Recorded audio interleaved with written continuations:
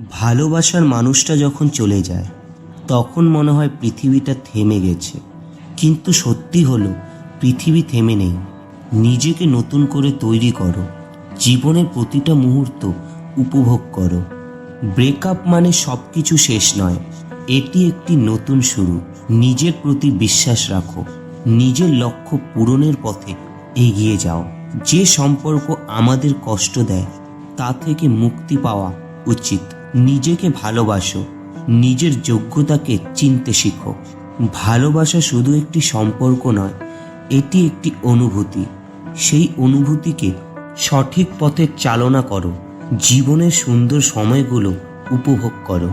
যখন কেউ তোমার জীবনে থেকে চলে যায় তখন বুঝে নাও যে তার সঙ্গ তোমার জন্য সঠিক ছিল না।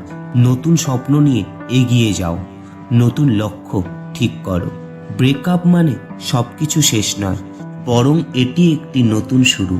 নিজেকে ভালোবাসো, নিজের শক্তিকে আবিষ্কার করো। ভালোবাসার মানুষটাকে হারানোর বেদনা সত্যি কষ্টের, কিন্তু এটি আমাদেরকে আরও দৃঢ় প্রতিজ্ঞ করে তোলে। তাই নিজেকে নতুন করে তৈরি করো, নিজের জীবনে নতুন লক্ষ্যের দিকে এগিয়ে যাও। প্রত্যেকটি সম্পর্ক আমাদের কিছু না কিছু শেখায়। ব্রেকআপের পর সেই শিক্ষাগুলোকে কাজে লাগাও, নিজের জীবনকে আরও সুন্দর করে তুলো।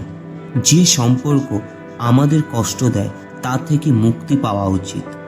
নিজেকে ভালোবাসো, নিজের যোগ্যতাকে চিনতে শিখো। ভালোবাসা শুধু একটি সম্পর্ক নয়, এটি একটি অনুভূতি। সেই অনুভূতিকে সঠিক পথে চালনা করো, জীবনের সুন্দর সময়গুলো উপভোগ করো।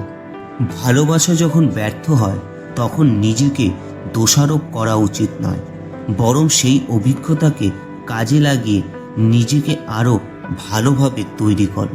যে সম্পর্ক আমাদের জীবনে ব্যর্থ আনে তা থেকে মুক্তি পাওয়া উচিত।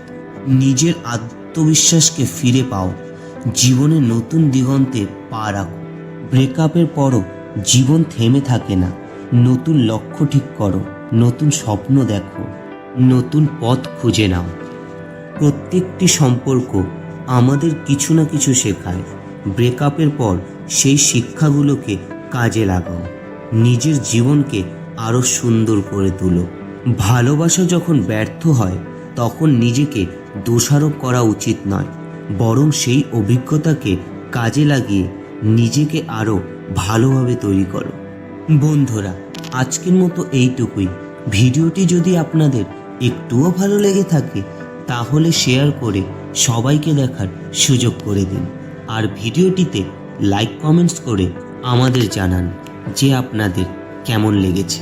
তাই এরকম নতুন নতুন ভিডিও পেতে আমাদের চ্যানেলটিকে সাবস্ক্রাইব করে দেবেন।